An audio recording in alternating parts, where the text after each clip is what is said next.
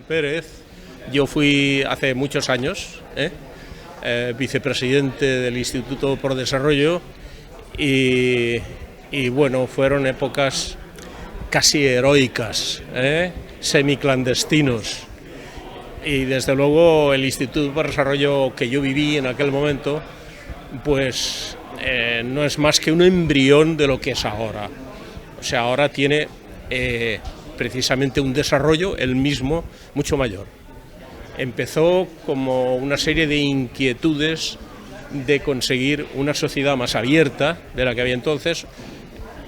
Es muy fácil pensar eso en aquella época, ¿verdad? Una sociedad más abierta. Y en base al instituto, a ver, quiero decir el nombre con exactitud, el Estudio Socioeconómico de Torrente, por un tal Alfredo Vázquez Rabanal, sociólogo. Eso fue lo que se intentó que vertebrara el desarrollo sociológico primero de Torrente y luego de la comarca. ¿Comprendes? Bueno, es que eso es muy amplio.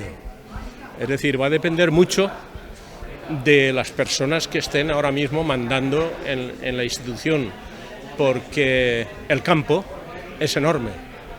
Entonces, bueno, pues nos encomendamos a su habilidad para desarrollar su actividad de asesoramiento y de promoción dentro de la sociedad.